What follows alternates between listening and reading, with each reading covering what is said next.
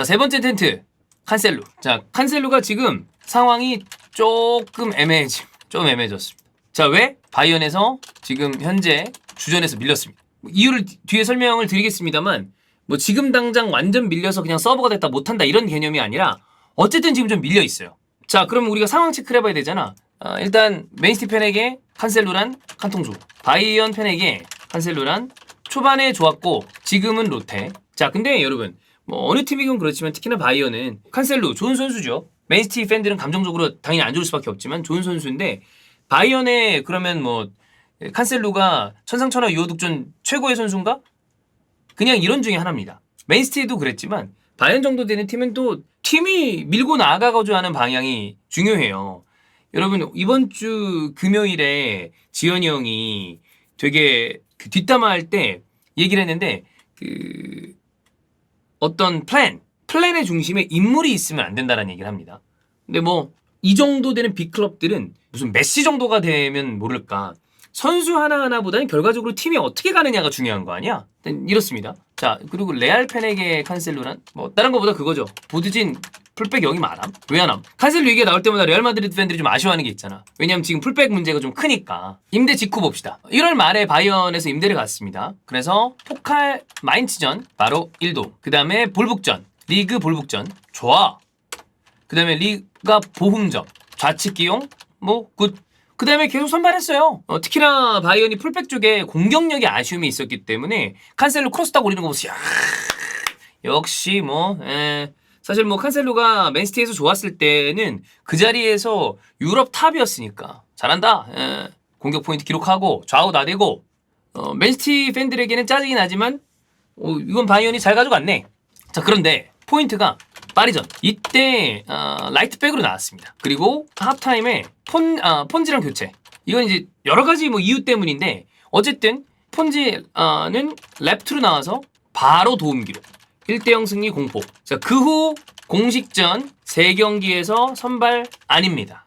자, 맨셴전 교체, 우니온전 12분 출전, 슈바벤전 벤치. 이렇게. 자, 그럼 왜 밀렸는지 봐야 돼. 칸셀루가 맨시티의 어떤 꽉 치고 나간 건 있지만 실력이 되게 떨어지냐? 폼이 왔다 갔다 할 수는 있지만 이 선수 기본적으로 실력이 있는 선수긴 하잖아. 그러면 왜 밀렸나? 자, 나겔스만 얘기를 좀 들어보죠. 우리는 현재 백4를 쓰지 않는다. 칸셀루는 볼을 점유하는 형태 백3가 아무래도 어색하다. 즉 최근에 하고 있는 백3 전술이 칸셀루에게는 좀 영향을 줬다는 얘기죠. 자, 그 다음 그럼 키커가 칸셀루 인터뷰 요청했어요. 네. 지금은 말하기 싫습니다. 이런 상황이에요. 칸셀루가 바이언 들어간 다음에 초반에 봤을 때는 이 측면 사이드 뭐 미드필더라거나 저처럼 굉장히 공격적인 활용 했습니다. 쭉 활용을 했어요. 근데 파리전 측면 수비를 만약에 빡 올려봐. 그럼 이제 밸런스에 문제가 생기죠. 파리는 부담스럽잖아.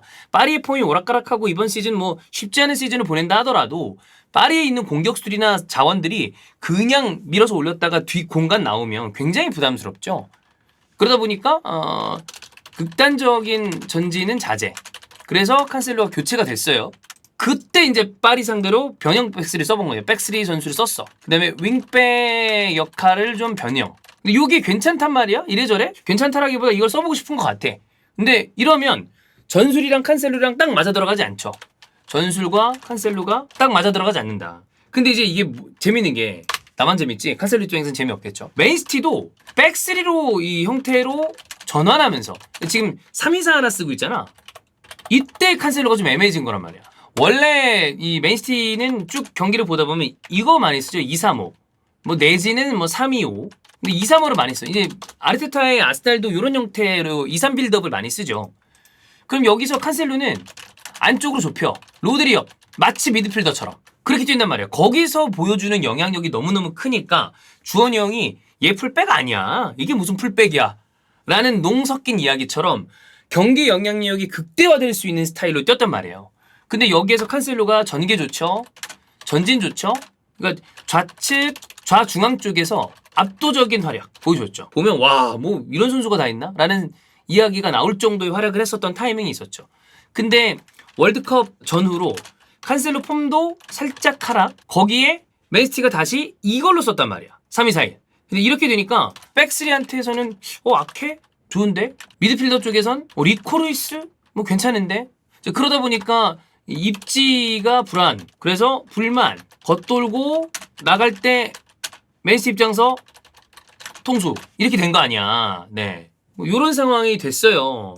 물론 여기에 이제 체력적인 부분도 문제가 있을 거고 월드컵 때 폼 저하도 있을 거고 그래서 아무래도 이 선수는 사실 출장 시간을 조금 조절해줬을 때 조금 더 좋은 모습이 나오는 것 같은데 결국엔 이런 것들이 전술적으로 잘못 엮이면서 본인한테는 불리한 모양새가 된 거죠. 근데 바이언도 갑자기 백스리를 좀 병행해주면서 쓰고 있다 보니까 이 바이언은 왼쪽 알폰소, 오른쪽 코망한테 밀린 거야.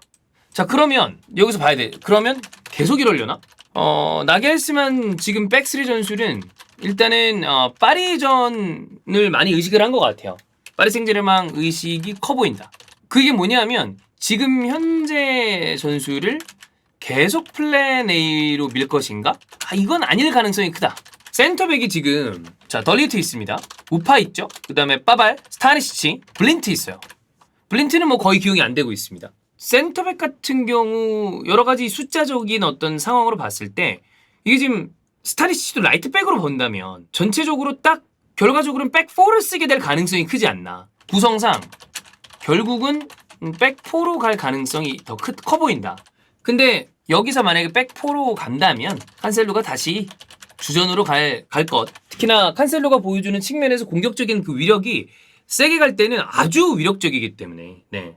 자 그래서 어쨌든 이런 상황이긴 한데 그러면 향후 임대생 칸셀루 거치는 어떻게 될 것인가? 바이언을 이적할까? 아니면 맨시티로 복귀를 하려나? 지금 현재 완전 이적 발생 시 비싸요. 7천만 유로. 그럼 이게 970억이야. 엄청 비싸잖아. 현실적으로 쉽지 않아.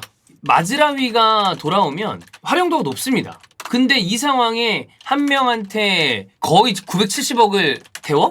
이거는 가능성이 만약에 굳이 뭔가 이 자리에 빵꾸가 나려면 파바르가 나가버려야 되는데 뭐 그것도 그리고 백스리 시스템을 썼을 때 파바르는 뭐 백4보단 나아 보이고 풀백 누군가가 나가지 않는다면 아니 나간다 하더라도 지금 현재 상황에 이 정도를 태우는 건 뭐 쉬워 보이진 않아요. 자 그러면 맨시티 복귀?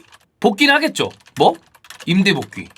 그러나 정착은 쉽지 않을 것이다. 이래서 나갈 때 저렇게 문제적으로 나가면 추후에 본인 방향성이 애매해져. 우리 그런 얘기 많이 하잖아. 여러분 첫인상도 중요하지만 나갈 때 진짜 마무리를 잘해야 됩니다. 왜냐하면 완전히 업계를 떠나요. 이 업계를 떠나. 어디든. 여러분이 지금 몸담고 있는 업계를 떠나. 그래도 생각보다 어디서 만난다? 진짜 아예 다른 데로 가지 않는 이상은 뭐 저는 이제 방송 쪽에 있잖아요. 진짜 한 다리 건너면 다 알아. 누구예요? 저기 누구예요? 다 알아 다. 그래서 마지막에 깽판 놓고 나가죠? 그러면 어디 가서 좋은 얘기 듣기가 쉽지 않단 말이야.